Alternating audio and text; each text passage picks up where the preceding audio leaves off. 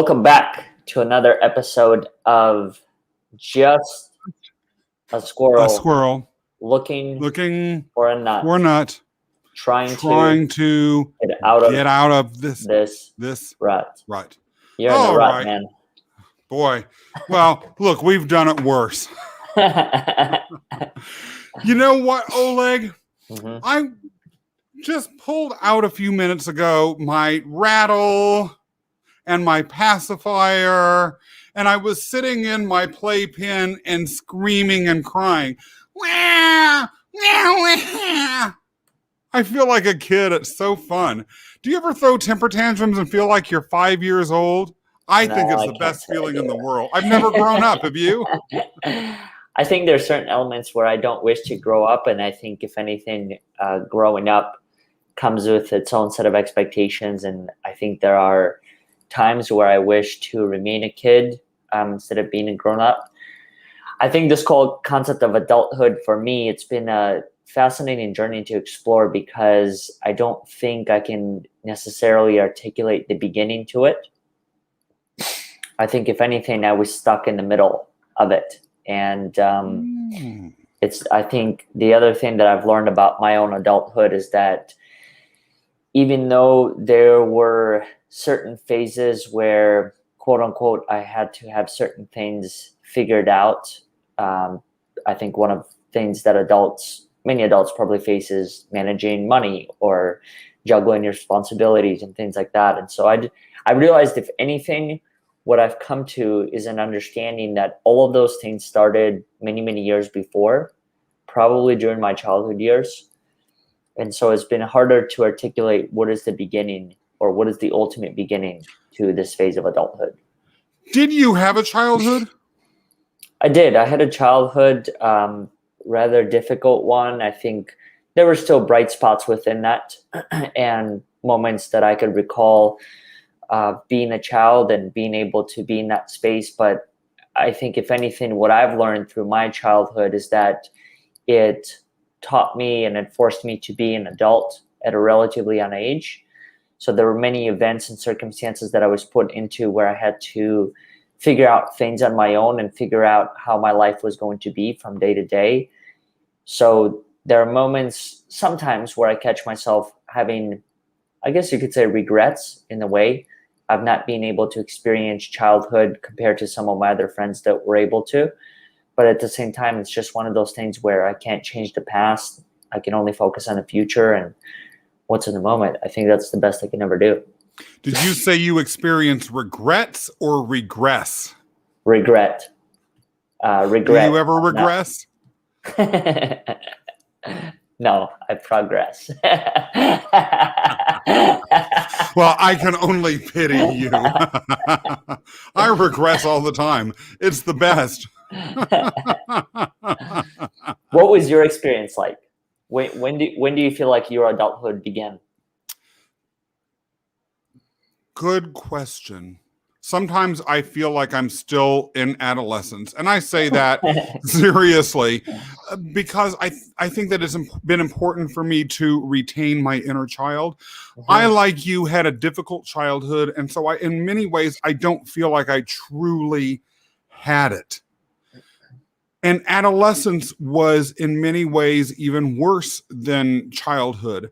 And mm-hmm. then things only really got better once I had a job, and so was out of the house all the time.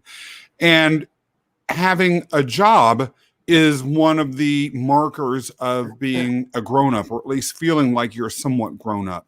Right. So there was really no period that I could associate with childhood or even teenage years as this carefree, wonderful period. It goes, though, as to an interesting question, which is childhood if it doesn't have any of the positive things associated with childhood, being carefree, being mm-hmm. innocent, being taken care of, being protected, being playful. Mm-hmm.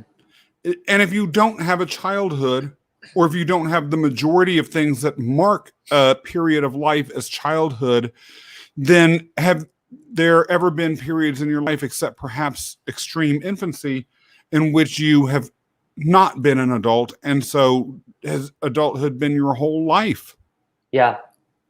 Well, I think one of those moments for me, the most recent ones that I could recall where I may not have been an adult, so to speak, in some situations, is when it comes to conflict. It took me many years to get to a point where I've been able to take myself out of some of these conflict situations and quote unquote be an adult. And I guess what I mean by that is being able to separate myself from the set of circumstances and understand that I am not these circumstances. I'm a part of them, but I'm not the totality of them.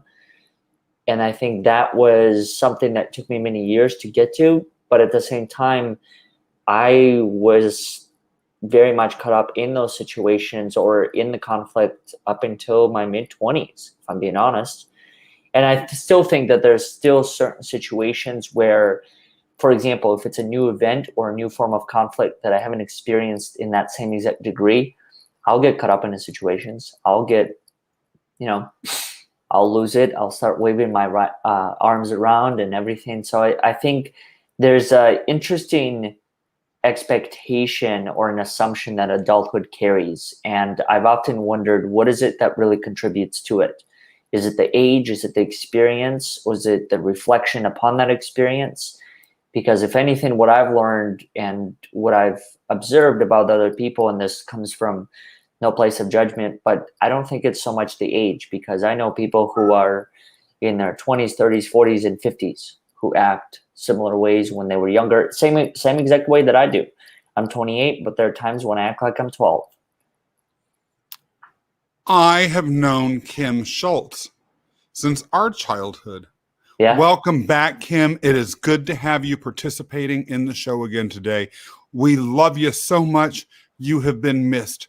If you want to talk to us about your most childish behaviors, you should feel free. But we're talking about, when does adulthood begin? And I would love to hear when you first thought of yourself as an adult. Oleg, I will suggest that for me, adulthood began to really feel like a reality when I had a sense of control over my own life, a sense of self-determination, even if complete, where I felt like I could make decisions that I wanted to, when to go to bed, to get excited because Kim Schultz has said she's excited, to wear what clothes I want. One of my most unadulting experiences when I was a teenager was one time my parents said we'll go to, so I grew up in this small town called Topeka, and the nearest city was a place called Kansas City. And Kansas City had these, what seemed like to us, gigantic malls with department stores and some smaller businesses and things like that. I'm sure Kim Schultz remembers all of them. Oak Park Mall, Kim and a couple. So awesome. Going down memory lane here. Yeah, going down memory lane. The mall in the little town that Kim and I grew up in was called White Lakes. I'm sure Kim remembers that too. And there was a little theme song, and I won't sing it to you, but I'm sure she knows that theme song too. In any event, there was my parents took me shopping in Kansas City because there were more stores there. And we went to this one store, and I think I was 16 at the time. And they had me try on all these clothes, and they didn't like anything that I liked, which was cool. And then they said, well, why don't you try on a safari outfit? And I said, no. And they were like, no, Scott, really, we want you to try on a safari outfit. And I said, I really don't want to wear that. And they said, well, but you would look so cute in that. And I said, yeah, but I've got to go to school every day. People like Kim Schultz will embarrass me and tease me if I walk around in a safari suit at age 16. Kim says, yes, it was a big deal to go to Kansas City. Girl, I can relate. And it is an even bigger deal when we got to go to New York, but that never happened. So we never got to have that much time. In any event. And so my parents were like, okay, you don't want to wear a safari outfit, you're not getting any more clothes. And so we drove home immediately, and they were like, if you want to wear your own, if you don't like the clothes that we want you to wear, then you're going to have to buy your own. And so they did not buy me another pair of clothes for a year. until I got a job at the local Macy's and I got a 20% employee discount and bought my own clothes. And I felt like an adult. That's maybe when I began to feel a little bit like an adult. That paycheck gave me some control. I felt a little bit. Kim says she wouldn't have made fun of me, at least to my face. Thank you for keeping it real, Kim. Yeah, you should. If I'd been walking around in a safari suit, you should have made fun of me behind my back. I'm sure some of our classmates would have made fun of me to my face, though. So I didn't need you anyway. That's a very adult-like response by Kim. Yes, she would have been the adult in the room. And so that's that, little things, when I can go to bed, what I want for breakfast or skipping breakfast, if I wanted to go to church or not. Those things were the big things that began to make me feel like I was an adult.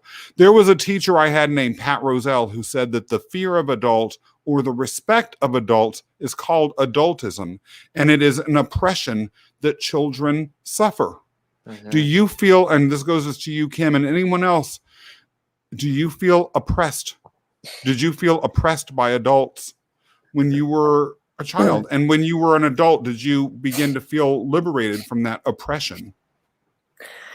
I think yes and no. I think for me, if anything, what I felt when I was a kid is maybe intimidated by adults. And I also felt intimidated by the whole concept of adulthood due to the different responsibilities that I would be carrying within my life.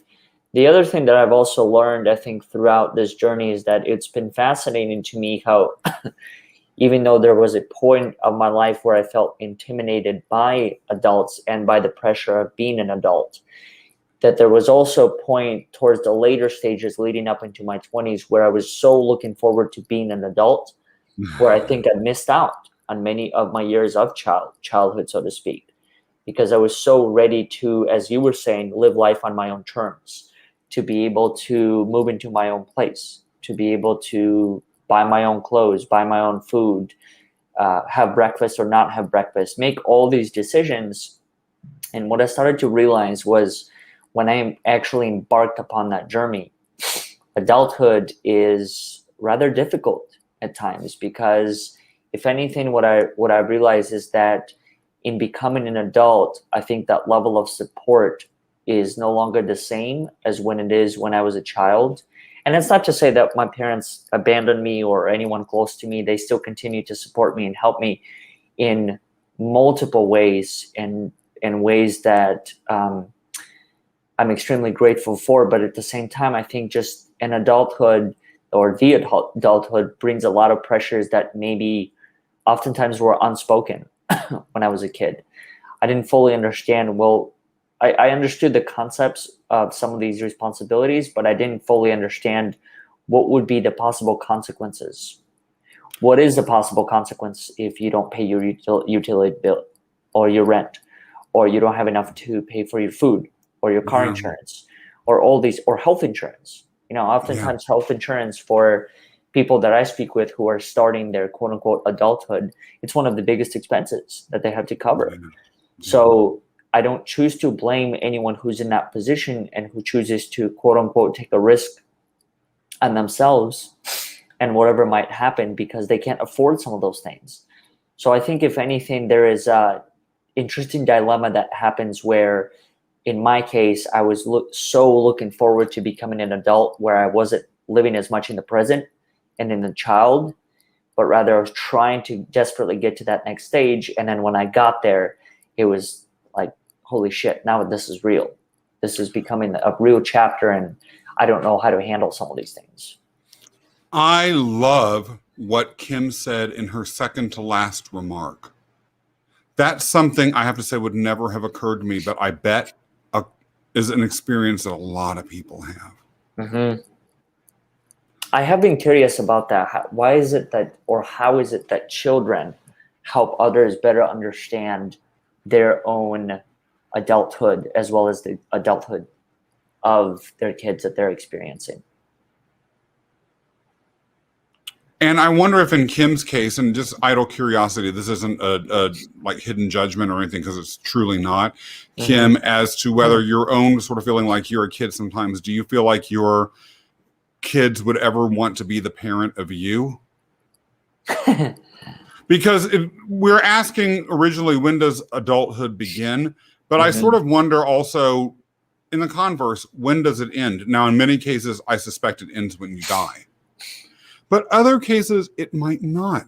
Well, They're isn't there tragic also cases. the phase of like I don't know what the proper term is, like elderly? Is that a different phase of adulthood, or is that is that not even adulthood? Is that a completely separate phase of it? That's a good question, because if you're mentally and physically alert until the very end, maybe it is just a different phase, right? You know, it's a different phase of adulthood, and then if you have one of these debilitating diseases where you need to be taken care of, it might be a very, very different story. You know, and I don't know whether it's childhood or something else. I tend to think it's just something else altogether. There's someone I know who has, this is so sad. He's his long-term significant other, his husband, got early Alzheimer's, and I believe is in his 50s. He's probably, he's not by any stretch of the imagination under our current standards elderly, certainly too young for this. And so he is increasingly forgetful. He doesn't really, can't get along by himself. He's he is childish in his demeanor, or absent in his demeanor, easily distracted. A lot of the very, very, very sad things that happen to people.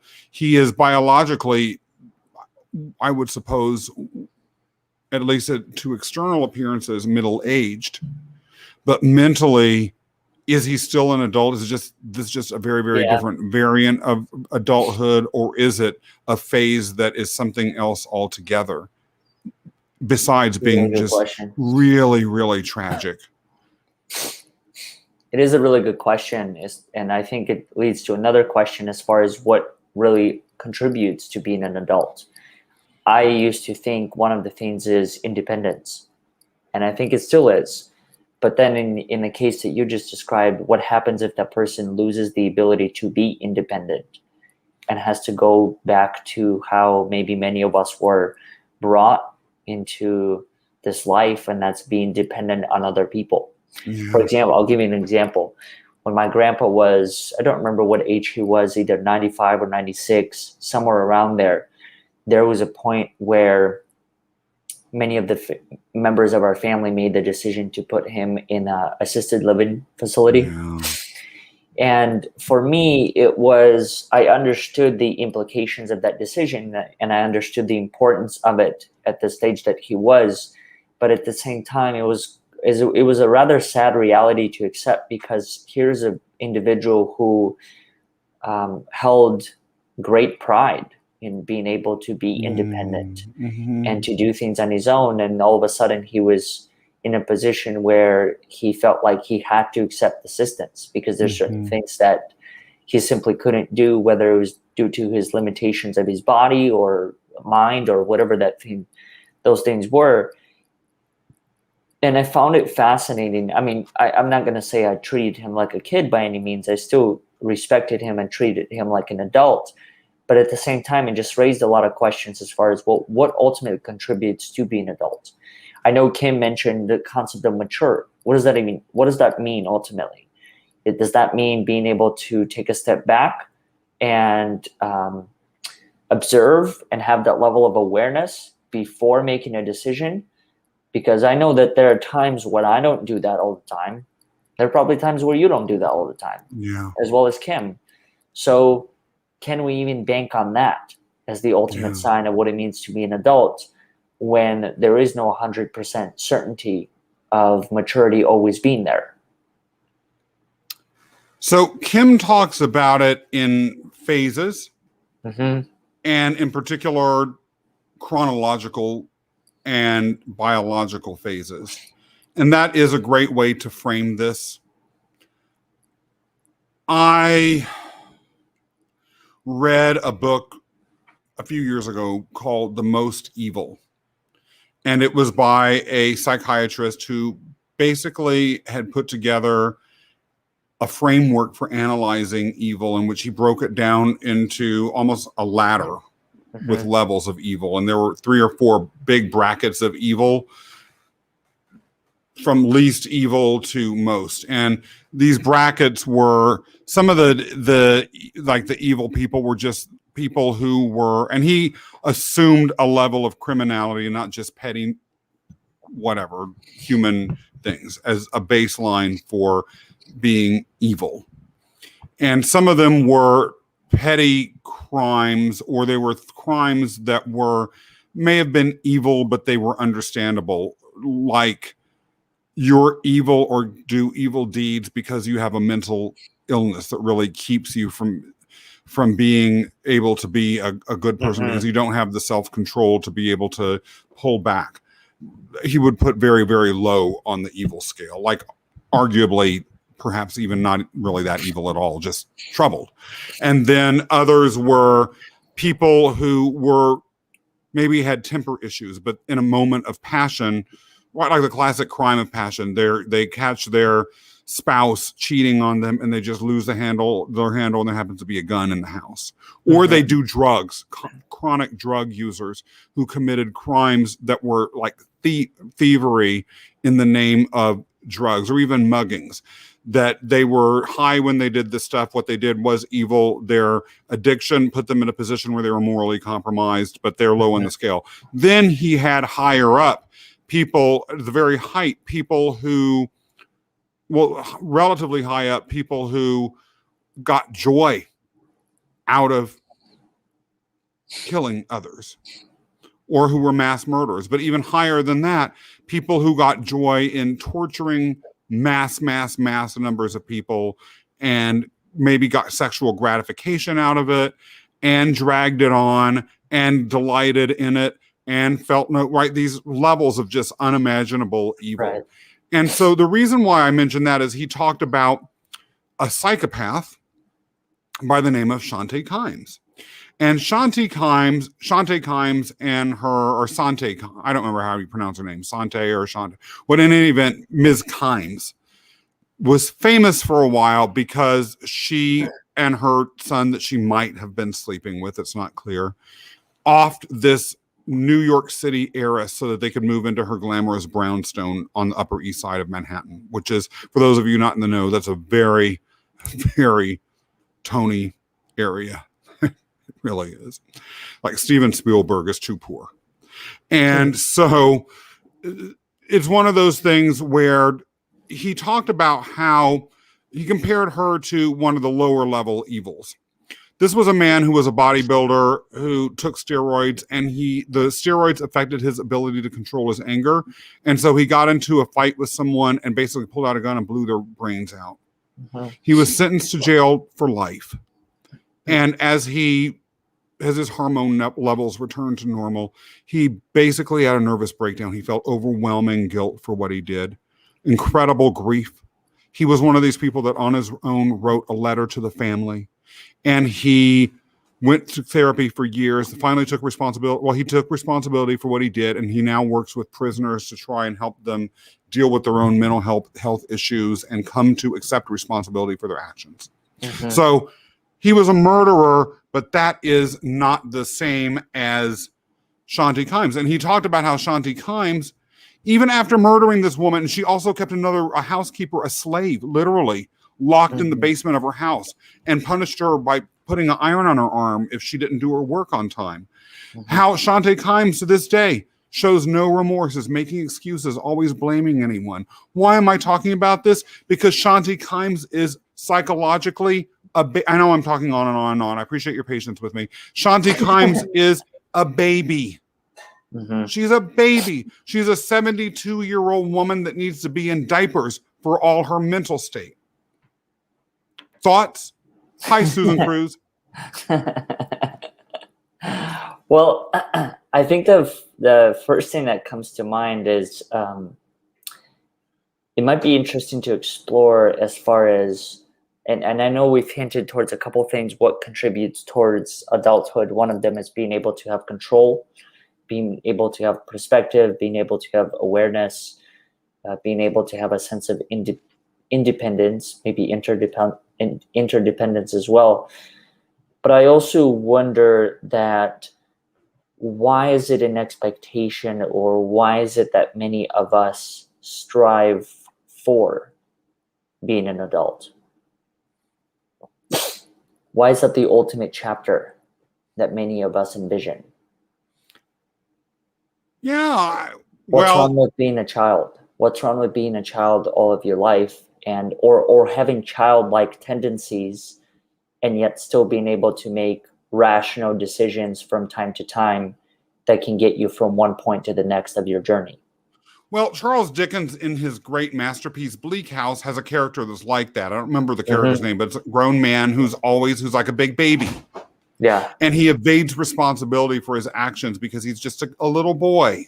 And that's why I think that it's not well thought of, because it's avoiding responsibility. It's requiring that people take care of you. Whereas a child is being taken care of, and people, or even a very, very sick elderly person, people are caretaking because they can't help their situation. Whereas if you are an adult that's acting like a child, in many respects, people are taking care of you. Are there times in your life right now where you wish to be a child more often? Yeah, I do. How do you know when you're being a child? Is it the way that other people respond to you and say, Scott, don't do this, or you can't do that? Is that what determines childlike behavior? Or is there a inside, I don't know, is there some sort of intuition or sense of feeling that you know that, okay, this is what being a child is, and this is what being an adult looks like? When I feel like I'm a child, I'm doing things that are carefree and that are not just fun, but fun in a way that's associated with childishness, playfulness, laughing, bright colors, things that are simple, things that don't require sophistication in their processing, things that are maybe a little sweeter tasting if it's food, or where I can be less responsible. Those That are the sounds things like a that I good life. I'm pretty sold on that lifestyle. Yeah. Kenny says he'll tell me what to do. Yeah, Kenny, dream on. That ain't gonna happen. I can get out of childhood very fast. I didn't know I was looking pensive today, but I do want to say hello to you, Kenny, as well. You know, the other thing that it makes me think of as you were sharing all of this, and Kim was sharing her insights and perspectives in regard to her childhood experiences, is this concept of when I started to quote unquote grow up, or when I was told to be an adult in many of the situations of my life, I found myself to be in an interesting situation where, in being an adult and focusing so much on what that looked like and accepting responsibility for my actions and everything else that entailed within that, there were times where I forgot how to be a kid. There were times where I forgot how to be a child. And I think it's an interesting thing that maybe oftentimes doesn't, in my opinion, doesn't get as much attention. And that in growing up, there's that inner child that will always be there. And I don't know, I don't know what the healthy balance is between the two. I don't think there is a fine line between these are the childhood moments I'm going to take with me and I'm going to showcase wherever I'm at.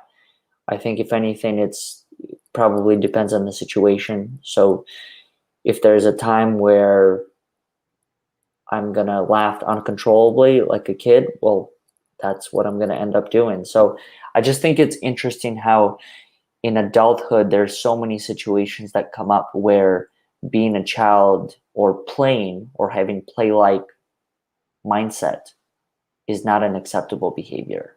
Yeah. And I always wondered why. Why is it like that? What's wrong with it? Why can't you laugh out of turn? I mean, I get Why it. can't you, as Kim Schultz says, have Dairy Queen every day? Well, I guess she has their financial reasons for that. But if your finances allow, why can't you do that? Why is there? And I can't say everyone judges when it comes to it, but I will say that there's certain. For example, why can't you go to a carnival at 56 years old? Or I'm not 70 56, so I wouldn't know that. years old? So let's just make that clear right now. But you see what I'm saying, though? There's certain components of those experiences that no longer have the same time and place to be expressed and to be accepted for what they are, when the reality of the matter is, in my opinion, they're all just part of one bigger journey. Like we were saying earlier, I mean, is there actually a ultimate beginning to adulthood? Can you recall that one day where everything changed and you're like, this is what it means to be an adult? Maybe you can recall a moment. I can recall certain moments where responsibilities changed or they became greater, but I can't tell you the exact point where I learned how to manage finances, or I learned how to develop deeper relationships, or some of these other things that come with that larger concept. Kenny says he'd never go back to being a child. No way. Kenny, why? Why? We want the answer. Kim says that her problem was that she had such a great childhood, and she feels a little bit guilty because so many people didn't get to have a lot of the wonderful things that she has. So going back to childhood, maybe it reminds her of privilege that she had.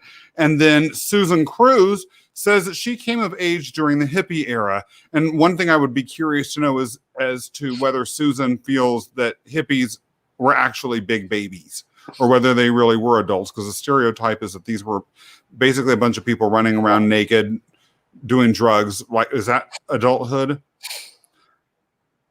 I wonder what inspired that. I wonder what inspired that phase. The hippie phase. Yeah, you know? I'm sure it certainly couldn't have been fashion. I'm just saying. And I don't like that music. So I'll just say the music was terrible too, but maybe they were so stoned that they didn't care. Yeah, Susan might disagree. There.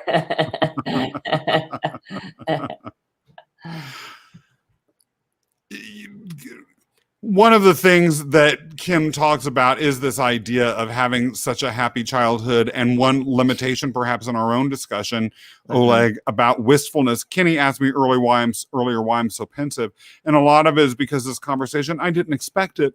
It's getting me thinking about childhood, but thinking about childhood in an idealized sense. The childhood I wish I'd had versus the childhood that I actually did have. And that makes me feel a little bit sad sometimes, if I were to be absolutely candid. Oleg, going to the exact moment when I knew I was an adult, for me, there was a moment where I remember that at least other people perceived me as an adult. And that was when I was 27 and I went to a certain club in Topeka, Kansas, where I grew up.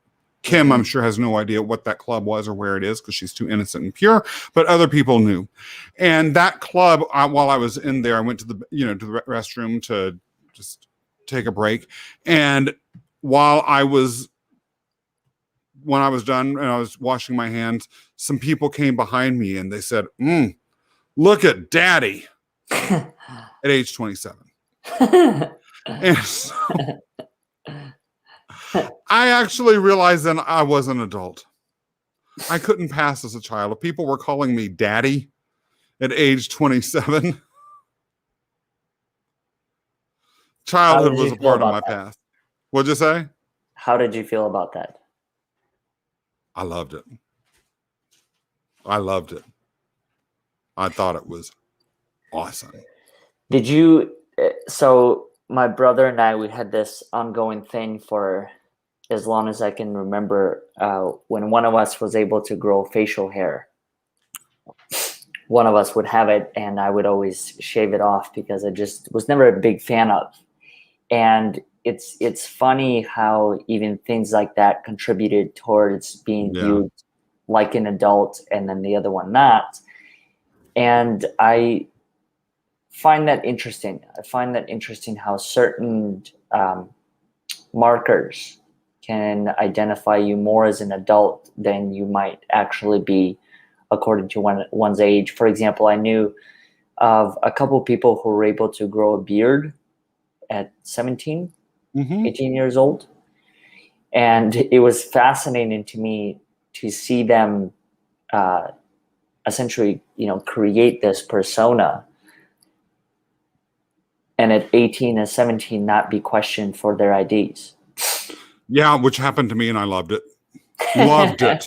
Now, there was a young man that I went to high school with whose hair turned gray and actually began to fall out too. Really? And he was going bald when he was still in high school. And I don't know that it bothered him that much. While it was what'd you say? Is that necessary? I don't know enough about it, but is that age related, or because I've read some things that stress also contributes to gray hair? Yeah, I don't know. I have no reason to believe that. I think that this was really just, I don't know. He could have had some stress no one knew about. He just seemed like a normal kid. Mm-hmm. But he looked older because of that, and he had certain authority and gravitas. And Kim is talking about someone that she knew and who I knew as well, who had a beard in 10th grade. He beat me. I had mine starting in 11th grade. I'm impressed with him. Wow. And then my home girl, DJ, she's in the house. DJ, it is good to see you. I loved watching your show the other day. Thank you for coming back. Kim, I love your show too, by the way, I've just got to say. DJ, we're talking about when does adulthood begin and feeling like a kid. Kim has answered that. Susan has answered it. Kenny has answered it. But DJ, do you think you're an adult yet, or are you just a big kid? When did you leave childhood behind if you think you're some kind of grown up? What makes us think you're so grown up? I don't think I'm grown up. I started this hour talking about my rattle and my pacifier. I had a friend who loved acting like a baby wherever he went. Mm-hmm. Sometimes when I go out and am hanging out in crowded places and I see a little toddler that starts crying or howling, I love to just imitate them and see what they do. No, I don't. Do you ever find yourself trying to or wanting to correct people when they are acting like a child, especially those who are similar age to you? Yes. And now that you're saying that, I'm looking on my own behavior and thinking it's not very attractive. Maybe I need to cut that out. I did, and I've mentioned her before. I had a boss one time who was known for her sweetness. Yeah. And one of the things that she would love to do is tap you on your shoulder, oh so gently, and in her sing-song little voice say, "Wasn't that mature?" I felt infantilized. Do you like feeling infantilized? Does anyone like feeling infantilized, DJ? She says she's a big kid and an emo teen. DJ, I would not have imagined the emo teen part. That's wild. I think for me, going back to your point, Scott, it's an interesting feeling to be able to experience that. For example, when someone pats you on the back, or I think if anything, what I've learned is there was, at least in my experience, there was definitely a transition between childhood and adulthood. And that is how appreciation was shown to you, or acknowledgement. When I was a kid, a pat on the back was great. At the same time, I think if anything, it directly correlated with being a child. Adulthood, I think I don't associate the two like that. I think like, what if I came over and gave you a love bump on your shoulder? It would probably be a childlike behavior. I think if anything, what I've learned in adulthood, that love for me, this is just my experience and by no means has to be anyone else's, but I have high five or even just the use of words demonstrates that more than some of the other actions that were present in my childhood. So a pat on the back, I don't. If anything, when I receive that, there is it's like an immediate flashback that goes back to when I was a kid. Wow. What about things like calling you kiddo or son?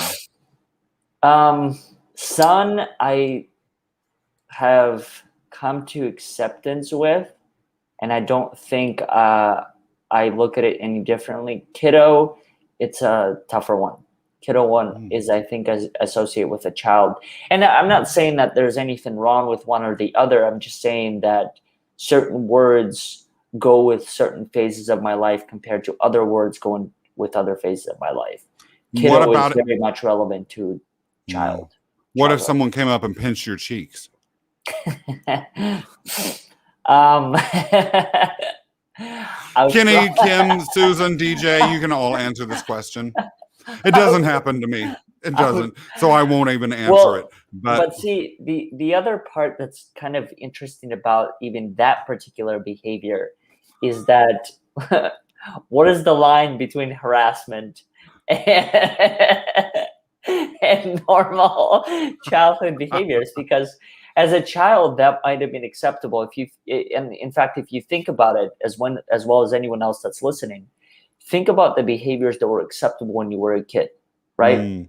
Like patting the back, pinching someone's cheeks, calling them kiddo or honey or whatever those names might be.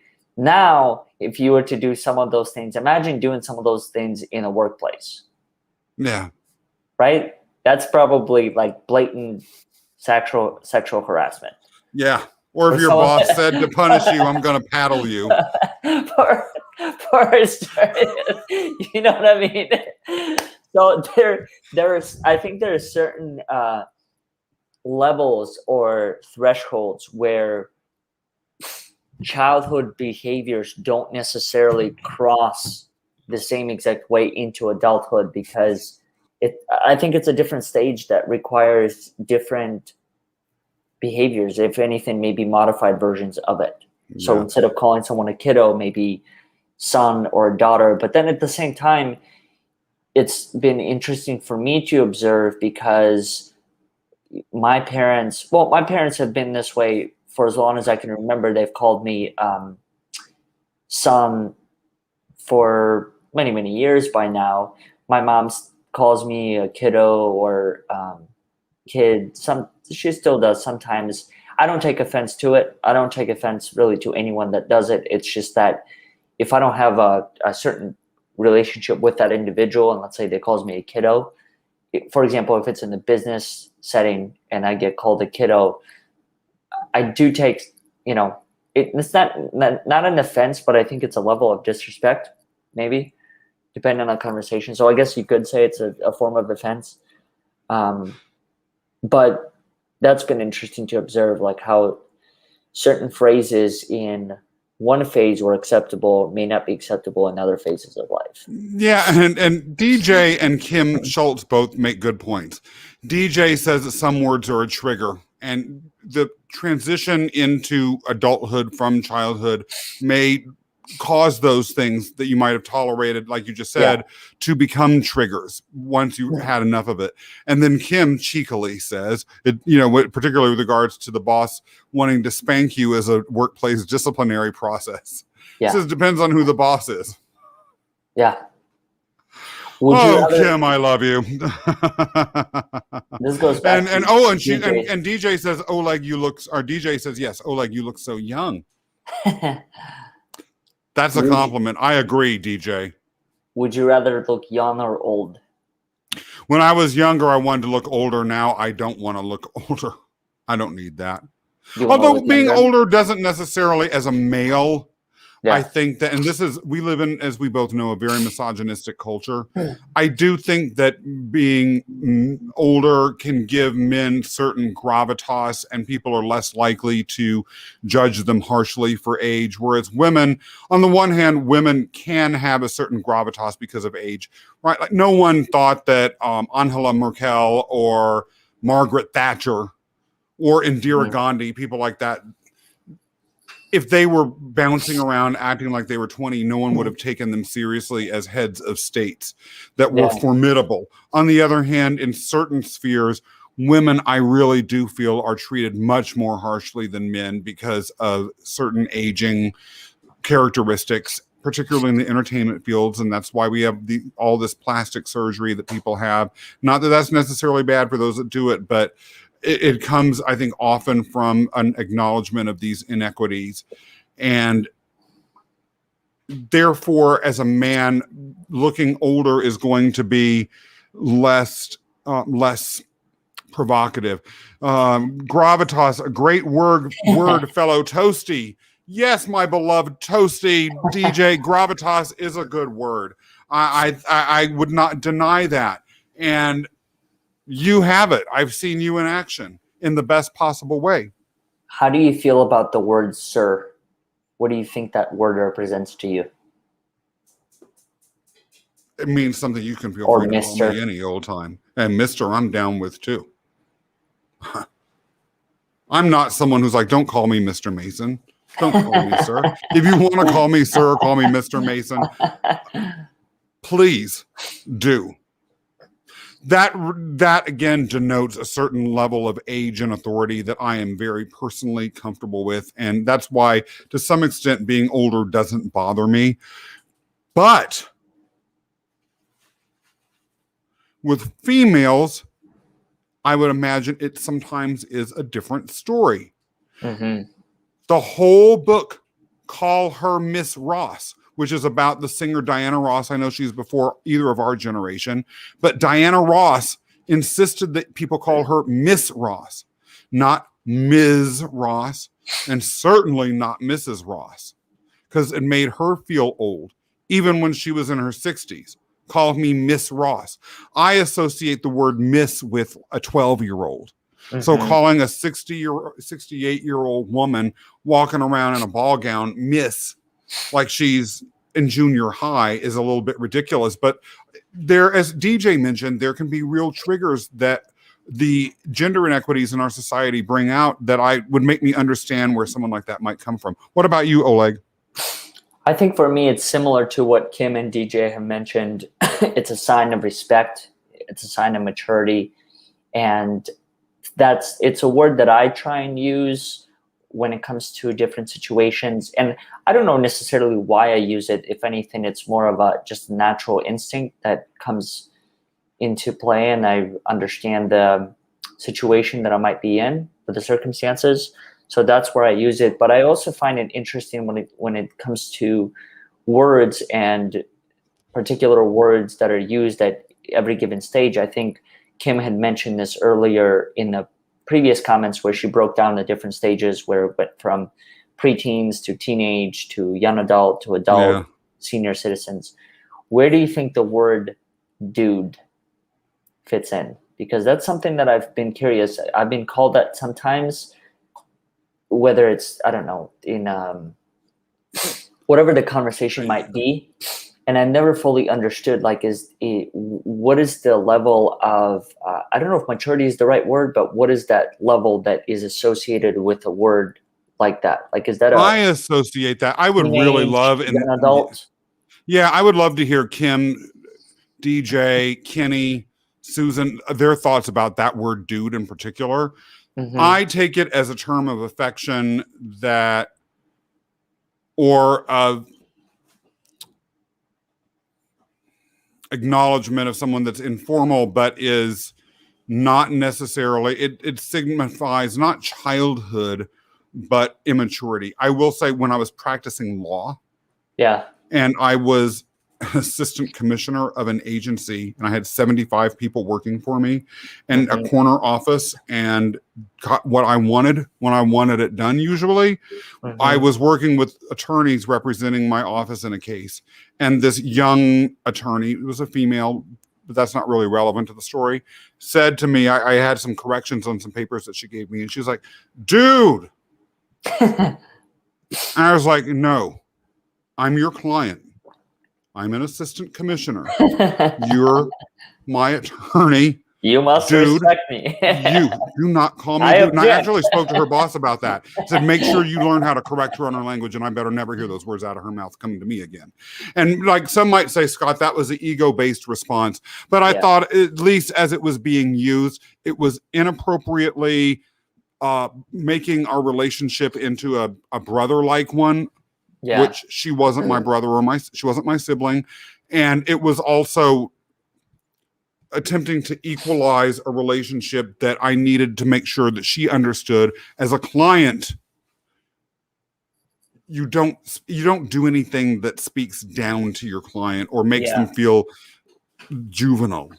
Yeah. Unless they want that. I certainly didn't. There was too much at stake in a lawsuit involving a major policy initiative that my agency was running.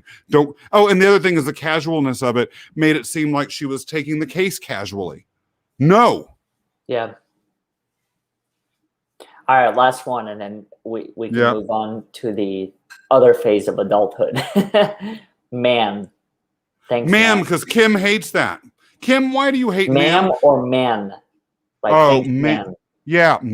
Or thanks, Kim, ma'am. Like either one. Thanks. Yeah. So, Kim, could you just clarify, was that ma'am or man? But in your case, Scott, when someone sends you a text or says it in a phone call or a conversation and calls you ma'am. Like, ma'am? Thanks. No. Man. M-A-N. Oh. Okay. Like, thanks, ma'am. Yeah. Oh no, that's fine. I appreciate you, man. Like, how do you feel like that is something that developed in the not later stage of adulthood, but that resembles more adult-like terminology compared to the dude one? Yes. And what I wonder is from Kim, DJ, Susan, women, like, do they have any equivalent? Like, do women say to each other, oh, woman? I've never heard this. Oh, woman. Or is maybe the equivalent girl? Yeah. And if so, that's interesting as a linguistic matter, because you and I have never called each other boy. Yeah. However casually, nor would I deliberately open that door with you. Yeah. And I can't imagine that you would open that door with me either. And so why is it that men choose to refer to each other in a casual way using a term explicitly associated with adulthood and maturity, whereas women don't, to my knowledge, unless women do call each other woman. I've just never heard it. It sounds kind of ridiculous to even imagine. So, Kim, why is it that you don't like... What did you say? That one. I have heard Kim's. Yeah. Kim, why is it that you don't like ma'am? Is it that it's too formal, or is it that it makes you feel like an older person? I do associate ma'am with someone that, like a school marm who is Southern. I can see her in a library maybe, or sitting in the back pew, and she's whispering at you to shush. I have been told a couple times through some of the conversations that I've had to not call the individual ma'am. And I think if I remember correctly, one time the person I was talking to, she had said that it made her feel much older than she was. And she didn't want to feel that just yet. And that is what Kim just put in there. Yeah. It's interesting to be able to have a conversation about some of these things that we use as words in our communication that refer to different stages of life. Childhood, adult-like, elderly, senior citizens. Yeah, like, what if I called you Gramps? I would probably just laugh. I mean, at this stage, it'd be kind of funny. 20 years from now, and I'll probably take some offense to it, but we can cross that bridge when we get there. But it's also interesting to me where I think adulthood, it brings so many different levels of responsibility, and it may create opportunities that I, for example, might not have been able to experience when I was younger. But I also do get curious where in certain situations, for example, you go into a restaurant or you go into movie theaters. Movie theaters is probably a more common one than the restaurants. And I don't know when they started doing this, and maybe anyone that's listening right now knows, when they started to offer senior discounts? Yes. I wonder what it was like for people who are in that category. Do you ask? Do you feel proud of being able to ask for that? Or is that kind of something that you don't choose to express, because then it brings it to your awareness that much more that you're in that stage of life now? I've always been curious, like how is it that people process it? And the other thing that I've been curious about is that in entering adulthood, from whatever age that might be, for some people's 20s, teens, whatever it is, are there certain points that you either don't care as much or you truly don't look forward to? Like, we might look forward to being adults, but do we look forward to the time where we can get into that senior discount phase? Kim says she'll take that AARP discount any day. Kim, that's radical self-confidence. And Susan Cruz has some interesting linguistic analysis of the word ma'am that I thought was really interesting. And then about the AARP, she says, who cares? Of course, I ask for any discount that may be available. Susan, I love you.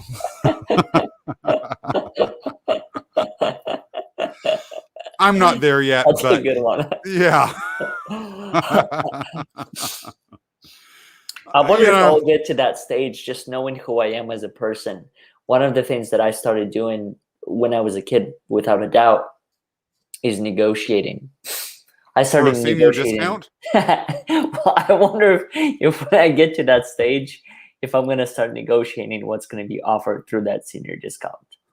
If I'm going to want more or less. How do you feel when you're with someone?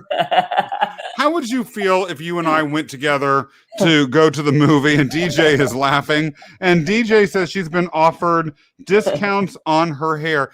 DJ, having seen you, I'm genuinely surprised that would happen. I'm not even sure if I believe that, although I have no reason to believe that you'd lie. I mean, you're a person of integrity, but I'm a little bit. I'm genuinely shocked by that. Having seen you, I'm speechless. My situation has been the reverse. I've talked about this before on this show. I've had doctors, even a good friend of mine, tell me that I dye my hair. Insist that I dye my hair. I don't. I will never dye my hair. I had my doctor say to me, Scott, I'm your doctor. You can tell me. There's nothing I haven't heard before. I'm not dyeing my hair. How do you process situations where you get carded? Do you get carded ever now? Yes, that happened to me about 4 or 5. It happened about 5 years ago, which I guess is not now. Yeah. But about 5 years ago, I got carded. Yes, that was bizarre. I did not understand that. I'm not under any illusion that I look like I'm 18. Do you take offense to that? No, it just made me question the sanity of the person that was asking. If I had thought, Kim earlier said she gets mistaken for her 30s. I don't think that I look like I'm in my 30s. I think I look like I'm my age, and that's fine. I certainly don't think that I really look like I'm 20. Look, I've shared this story before. David and I know my husband David, and I know a certain somebody who we had dinner with, and she has white hair, and she's had a lot of skin damage due to her advanced age, and she has osteoporosis, and she has some she moves in this very tentative, ginger little way, and she has a very wavering voice, and she has a lot of the markers of being someone significantly over 70. These days, that's not, I don't even know whether I think that that's truly elderly or not. I think at some point too, what condition your body in really does matter. But she has a lot of the physical characteristics and behavioral characteristics that are associated with old age. And she told me and David one time, well, when I hang out with my college girlfriends, they think that I'm their age, and I don't tell them that I'm not. And inside, I was thinking, yeah, they don't think you're a college girl. I'm sorry. And that's because these age markers are pronounced. They may slow down or they may appear in different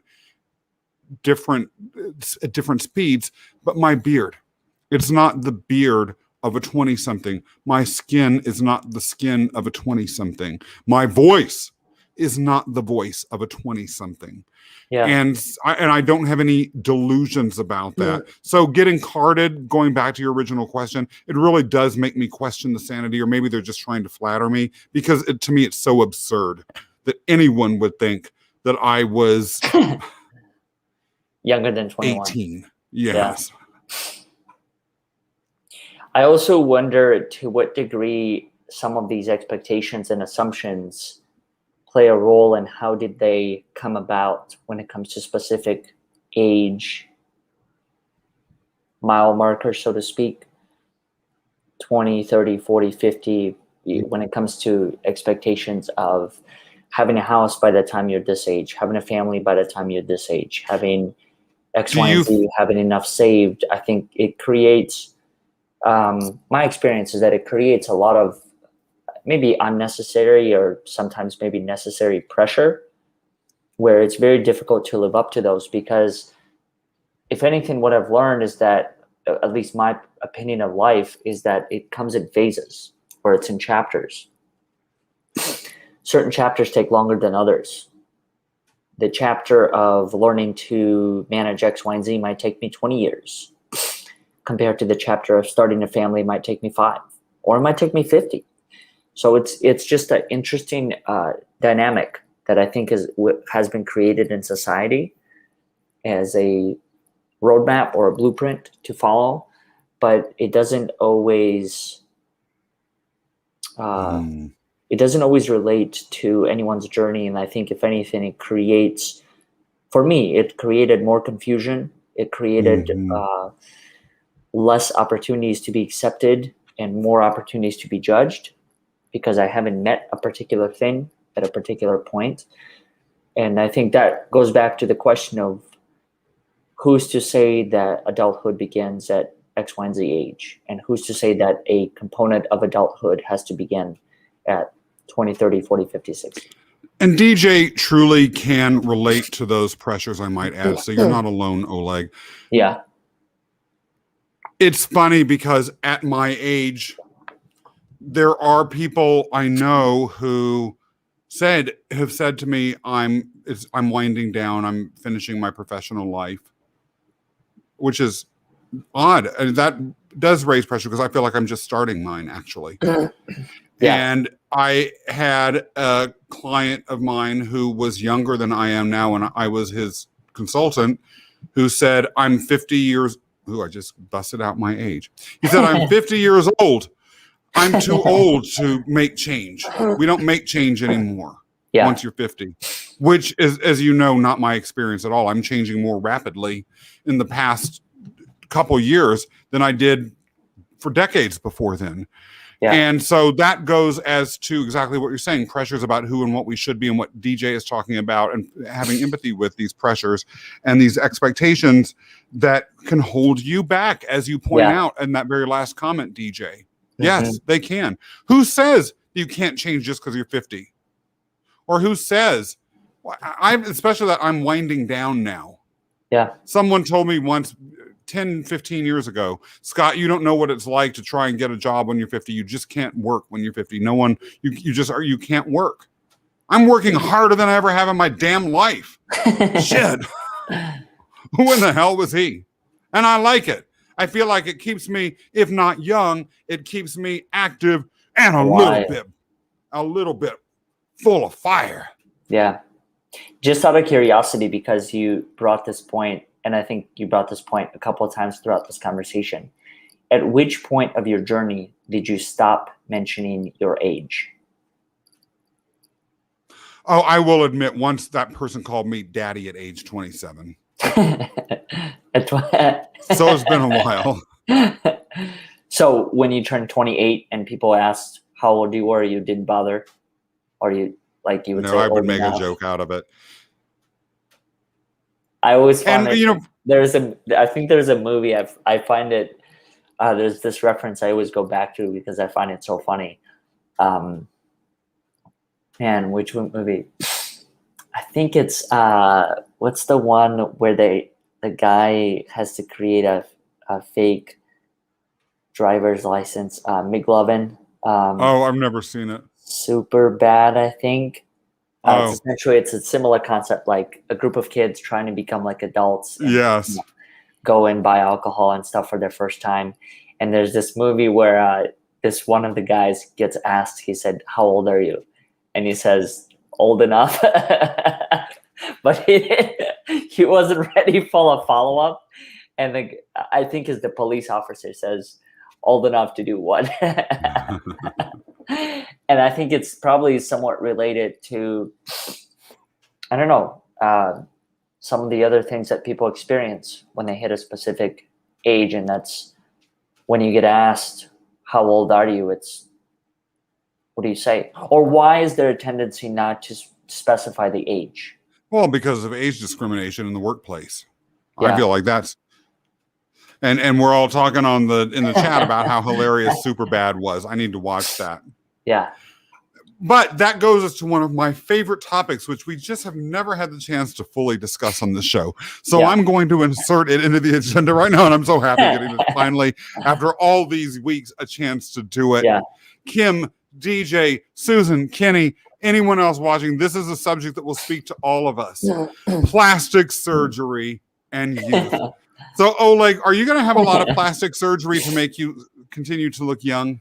Not planning to. Why? I don't know. I think there is. I think I've come to a point, at least at this chapter of my life, where I feel perfectly confident in my own body and my own appearance. And it took me quite some time to get to this point where I can feel that level of confidence and being comfortable. So I personally don't think I would utilize services like that. Now, I don't judge anyone who does. I know plenty of people who have done it in their early 20s, in their early 30s, early 40s, 50s. And I think it's every single person has their own journey and their own perspectives of it. But for me, personally speaking, knowing what I know now about myself, I don't think I would use those services. Would you? Or have you considered it? I might. Or have you done it? No, I've never done it. I've never done it. I do have a friend who when he was younger than I am, decided to use Botox. So he was a big Botox fan. And what is that? It's this, I think it's a bacteria that you put into under your skin, and it removes basically your wrinkles, and that part of your face can't really move. So like even Botox now. So DJ's talking about it, but to me, that's not plastic surgery. That's just a cosmetic thing. DJ, what about Juvederm? I'm fascinated by that and obsessed with it. And DJ says she doesn't have any filler, she says as well. So it was just kind of what Botox is. And then there are things you could put in your lips to plump them up a little bit. And then there's things you could put in your hair to fluff it out. And she says, I've not had any, but I have considered it. DJ, I love your honesty. I want to just say for that, thank you so much for being part of that audience, for being a part of this audience.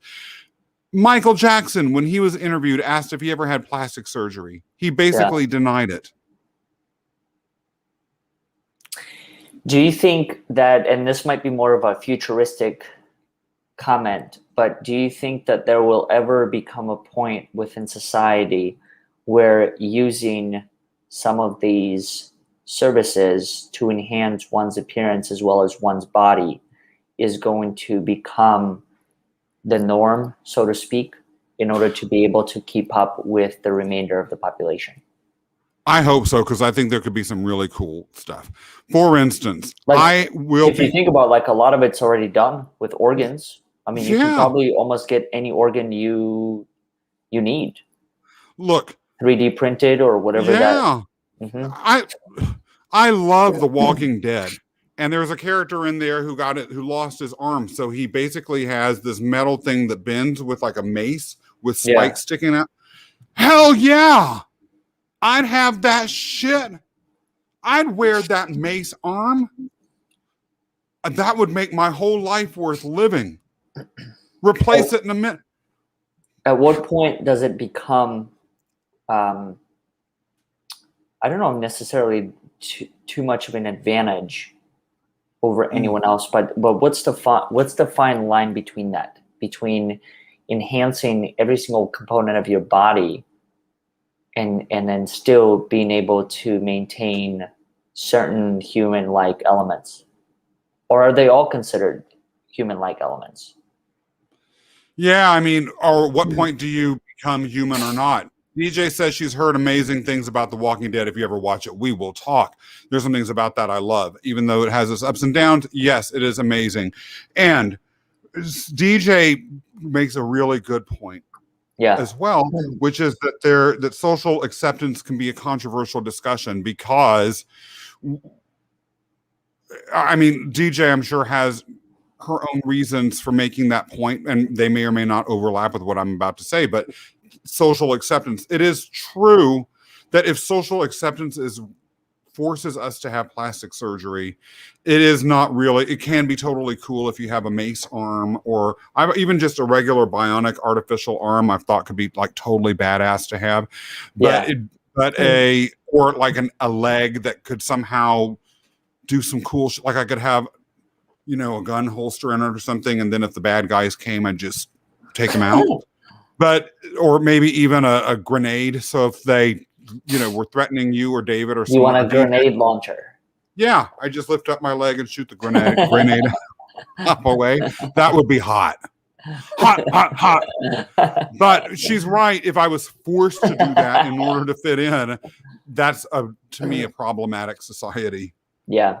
Kim says she's all natural. She's pretty she's pretty okay with what she has. And she supports those that wish, that want to enhance themselves. And what if the enhancement is extreme, y'all? So for instance, what if I decided I wanted a tail? And so I have plastic surgery so I can wag my tail. Or what about people that do the surgery that splits their tongue in half so it can fork?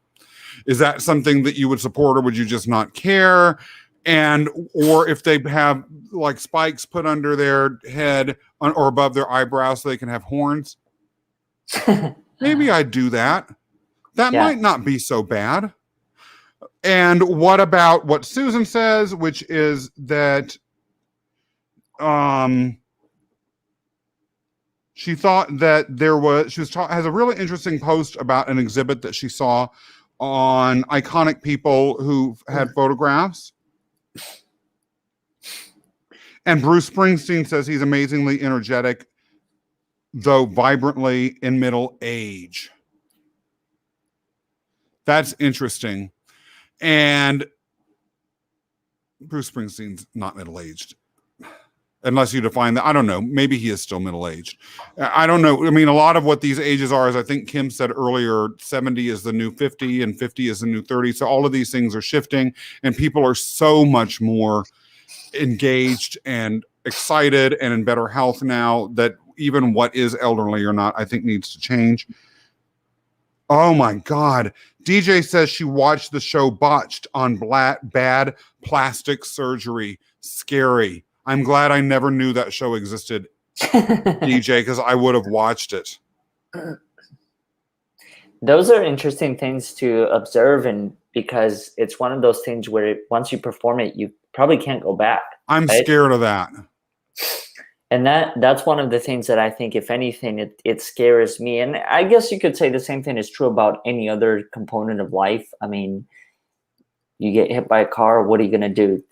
Time travel back and not get hit by the car and make a series of decisions? So I think, if anything, there's a certain level of uncertainty that comes with everything in life, in my opinion. But when it comes to different surgeries or ways to enhance one's appearance, to whether it's appearing more like a child or an adult, whatever that phase is for that person, that's one of the concerns that I have is, well, what happens if it doesn't come out the way that you envision it? What do you do? What if you... Same thing with tattoos, Yeah. You get a tattoo and it's not what the picture shows. Well, what about other like extreme biological enhancement, like Darth Vader? He was just basically a highly burned husk of a human being without his arms or his legs. So he got cybernetic arms and legs, and he couldn't breathe on his own. So he got this ventilator, and then he got this mask to help him breathe, and his eyes were all screwed up, so they helped him see. But he got to walk I didn't know around any of that. Oh, yeah. You really just made that character come to life. Yeah, that's why he looked like... But it's right. So he got to look like Darth Vader. Yeah. That was not such a bad look. Yeah. I have to admit. Well, I think it also goes back to DJ's point, the risk versus reward. Yeah. What is the risk of any particular action compared to the reward that you might have? Which I think, if anything, it goes back to what's the intention that you want to have. Do you want to be more adult-like, child-like, senior-like, some of these other phases? And then from there, just like anything else, I think there's always going to be a risk associated with every decision. There is a risk associated with this decision, to choosing to publicly engage in conversations where people may or may not respond to you the way that you want them to respond to. I'll share a quick story with all of you. So I was recently putting together a series of projects which have, in my opinion, the best of intentions, and that's to be able to show a level of appreciation for some of the people in my life. And I was doing doing different outreach to other people, and I realized that like not everyone receives it the same exact way. Even when I was reaching out to people with the best of intentions, some people said like, no, like, don't contact me ever again type of thing. So I think I think what I'm trying to get to with that is that there was a risk that I took in reaching out to other individuals, even though the intention was good, but it wasn't received the same exact way. So I think the same thing applies maybe to this concept of cosmetic surgery. You may take the risk, but then it becomes kind of like a two-way street. Your acceptance of that action as well as the acceptance from other people. Yeah. And whether or not you will be accepted into that group that you aspire to be in. Well, what if you don't accept it what if you do not get accepted as an adult after a decision like that? Yeah. Or does it say something about your mentality as being childish because you're not able to accept your appearance? That too. Yeah. One thing that I always have wondered, just as one more point about plastic surgery and as a way to perhaps stop the advance of adulthood, is I always wondered, because you mentioned that people have it and they can't go back. And this is for those that have had a lot of plastic surgery, not just someone who maybe like got a double chin removed or had some extra skin cut away and it's kind of not that big of a deal. But particularly people that get this very, where it's just everything is really pushed back and hyper tight and it's very obvious that they've had a facelift. Yeah. And I wonder and their cheeks are super high and it looks extremely different than a person who had not had plastic surgery ever could look in anyone's imagination. Right. When if people say to them, or if they overhear them saying, oh, they've had plastic surgery, oh, look at that facelift. Yeah. How they feel, like, are they proud of that fact? Oh my God, they know I have plastic surgery, so that's an acknowledgement of the Or plastic do they surgery. feel judged? Yeah. Yeah, do they feel judged? Have you ever commented to someone? And I was at a party with a friend of mine once, and someone came up to him, not me, thank goodness, and said, "Wow, so and so, you dyed your hair. You should have just kept it its natural color." Yeah. Oh, I mean, I've for sure judged people without a doubt. I think it's an part of life, in my opinion, that's inevitable from one time to another. If anything, over time, I've become more aware of the judgments that I make. So I don't choose to judge the same way that I might have judged back when I was younger. But there are definitely times or definitely remarks that I made when I was, I don't know, 13, 14, 15, where someone would walk into a room with some sort of difference or uniqueness. And instead of acknowledging and embracing it and celebrating it, I might have been afraid, scared of that difference, I think, if anything. Adam, welcome to the house. Our brother, it's good to have you here. And DJ, thank you for making another participant in this show welcome. That's very much appreciated as well. Adam, you're telling us our appearance is something that we should be able to accept, but we can also change it. We can. But how would y'all really say nothing to me if I came back here next week and my face was all tight and I had cheekbones all the way out to here and my lips were suddenly much fluffier and I don't know what else? Would y'all really just act like nothing was and my eyes were different? Would y'all just really act like nothing was going on, say nothing?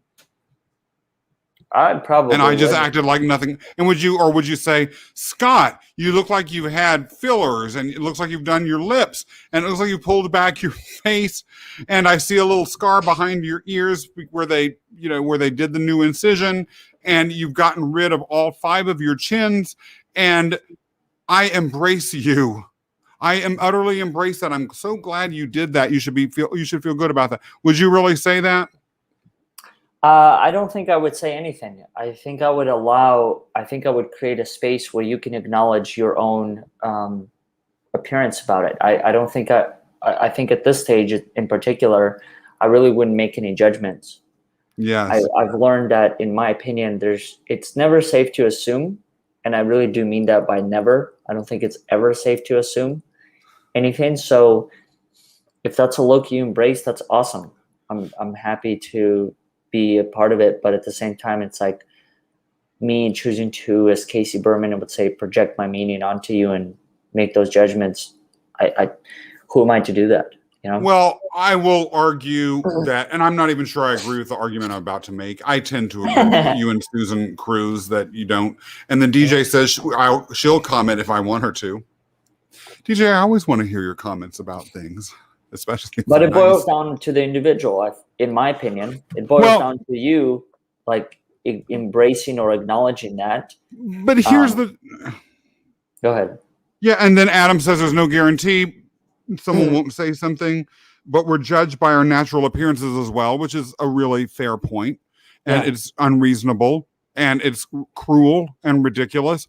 The only point I will make about this then, because Adam, that kind of did shut me up, which is that there are some people whose modifications are so extreme, I can't believe that they don't want a comment about it. And an example with someone I know, he was a bodybuilder. He was a heavy steroid user. His body showed that. He shaved his head and he had a tattoo that was in the shape of a Roman helmet or like a Spartan soldier's helmet. And then he had, big ear. And then he had an artificial but very clear tattoo in place of a beard, and he was moving more and more on his face. And it is hard for me to believe that he didn't want someone to comment. It's hard for me to really believe that when your body modifications are so in your face, and there's nowhere literally in your face more than in your face, that you wouldn't object if people said, oh, can I take a picture of you? Or, oh, wow, that's really rad what you've done to your face. Or that's really something or another.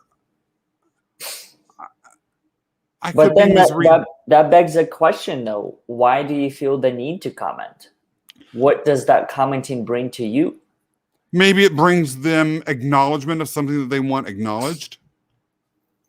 But maybe if I were more of a people, I mean, I never said anything to this man once because I tend to really actually agree with what the majority opinion is here. Yeah. But a friend of mine that was a judge somewhere I worked, this person is now very highly placed judge, I might add, told me that she was in the subway once and she saw this woman who had all this makeup on and this big gigantic hat. And normally in New York, people do not comment about other people's looks in the subway, since after all, it can get you killed. So, but in any event, she said, oh, you look really bizarre and wild. Can I take pictures of you? And the woman said yes. And then she posed for all these pictures. And I said, now, why would you say that to her? Yeah. What makes you think that she would want that? And she said, this judge said, well, obviously, exactly what I just said. Obviously, she wanted attention or she wouldn't be walking around looking so extreme. So I gave it to her. I knew she wouldn't mind. And it was memorable. Yeah, I take a different approach to it. Not necessarily better or worse, just different. And I think for me, I really don't try and I don't try and assume. I think when it comes to it, because I think that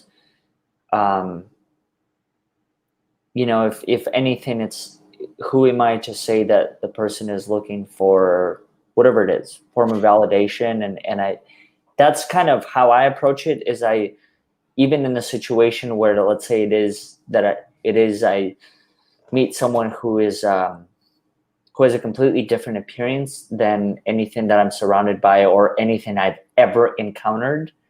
Yes, I think there's that probably first instinct where I look at it, it's like, wow, wow in a good way, as far as like, this is something new that I experiencing right now. But I also just try and understand that not everyone wants what I want, and not everyone thinks what I think. So not everyone wants that, I don't know, external validation. Some people just like certain things, and some people, I don't know. I think it's a matter of perspective. I think it's a matter of preference. Like you might just have the personality where you choose to acknowledge and show appreciation to other people through comments. My level of appreciation might come through just acknowledging their presence and their appearance without having to vocalize anything. Kim disagrees with everyone and says that she would ask what was going on. That could be very kind, Kim, or that could be very cruel. Oleg, is everything okay? We've all heard that one before. Is everything all right, hun? Oof, that one can hurt. Yeah.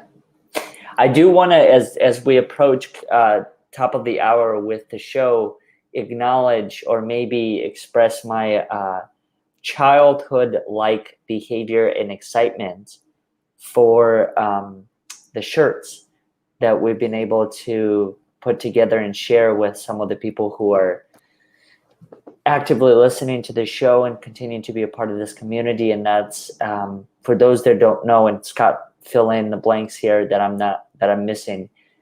We've recently been able to make a partnership with a company called Spectrum Designs. And one of the things that we've been able to do is put together a series of shirts for people who are tuning in to this particular, these episodes and these conversations. And so I just wanted to acknowledge that and show a brief promo or a glimpse. And I'll just add a couple of things before we go to that, which is simply that Spectrum Designs is a t-shirt printing company. If you or anyone that you're associated with wants to have some t-shirts printed for your company, for a party, for a special event. They are the people to go to. Not only do they provide the best t-shirt printing services in the United States, and they do embroidery of things like baseball hats and jerseys too, but they also hire overwhelmingly from the autistic spectrum community, is why they have their name. So you're committing to a powerful social cause, helping people that have a 90% unemployment rate get productive work, and you're gonna look good. Yeah. Oh, like show us some spectrum stuff.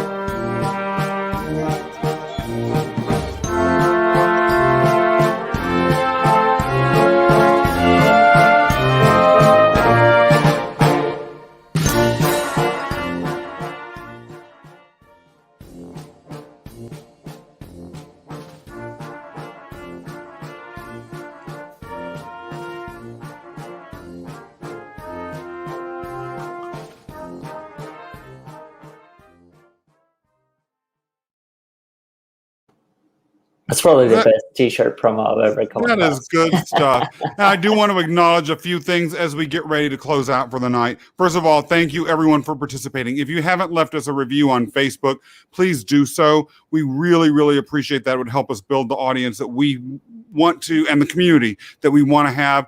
I loved seeing everyone engage with each other and really have a good time. DJ, you're right. The conversation was fire, baby. Fire. and I appreciate everyone participating in that. Adam, welcome to the family. Hopefully you'll be back over and over again. Oleg, who are you? Why are you even up here talking? And what is this stuff about odds and triumph and all that you liked, and stories? And tell us, 'cause I don't understand. Well, one of the things that I started to do in my adulthood, so to speak, is to explore some of these bigger concepts of overcoming different adversities and challenges in life. And what I mean by overcoming is not necessarily eliminating certain things out of my life, but more so finding ways to redefine some of these relationships with some of these bigger concepts, whether it's depression, anxiety, stress, or some of the other obstacles that I think people face along the way. So I started this show, and I started this organization that you're a part of, Scott, as well as Casey and Nicole and Kara and many others. And that's a space really where people are able to ultimately demonstrate their strengths and their uniqueness to the world. And how we do that is exactly as you described. It's being able to create a space where people can share their stories and their experiences and ultimately be accepted for them. I think that's a big thing for me that drives me from day in to day out, is being able to create those spaces where people can feel accepted. And that's what I started to do. And I do a similar thing through the other podcast. DJ was a guest on that, called The Power of Your Story.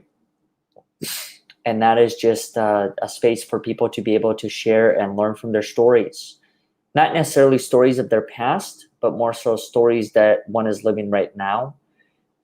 Henry Ford, I think, said it best. He said, whether you think you can or whether you think you can't, you're right. And I think there's an underlying message within that. And that's all of that is based on the story that you are telling yourself. So whether you think you can or whether you think you can't do certain things in life, it's all based on the story. So if anything, my question to you is, how convincing is the story that you're living right now? Or how convinced are you in that story? And I know you have a similar passion for similar concepts of purpose and meaning and finding ways to do that. So what are some... I'm the host of Scott Mason's Purpose Highway podcast. Purpose purposehighway.com, purposehighway.com. None of y'all can tell me you can't remember that. So get your fingers on the button and subscribe to that thing. We are having our season finale drop tonight, and it is the story of Cole Pasley, the second of a two-part episode about an IED explosives dismantler who went to Iraq and Iran. And as the human tragedies began to mount during his mission, began a walk with death that ultimately led to a profound inner transformation and a new understanding of life.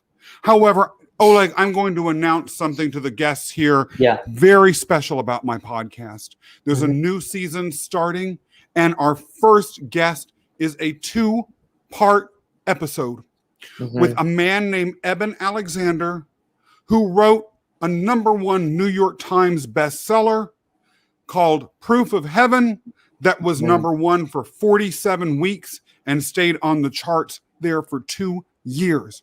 And he will tell the story about being a professor at Harvard Medical School and a neurosurgeon who had a near-death experience that led him down a pathway that is transforming the way that we all view consciousness, the brain, and our futures.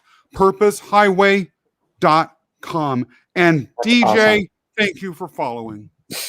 Hey, quick question regarding the shirts, because I know some people mentioned this in the comments. How do people, where do people find them? I know that messaging you was one of the ways.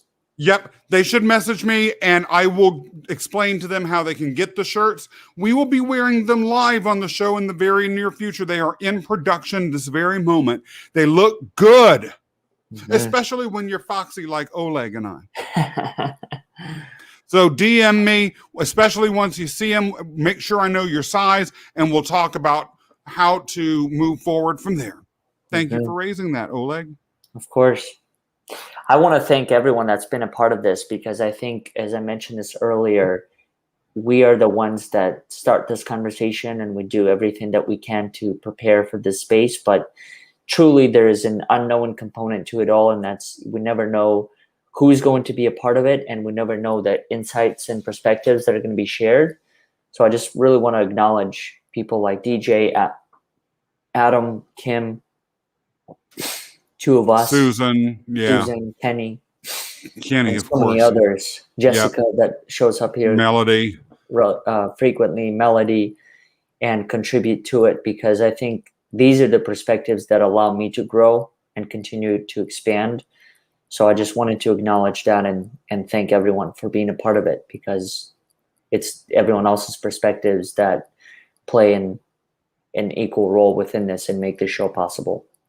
When you all share your thoughts with us, you become the 2 nuts that the squirrels have been looking to find.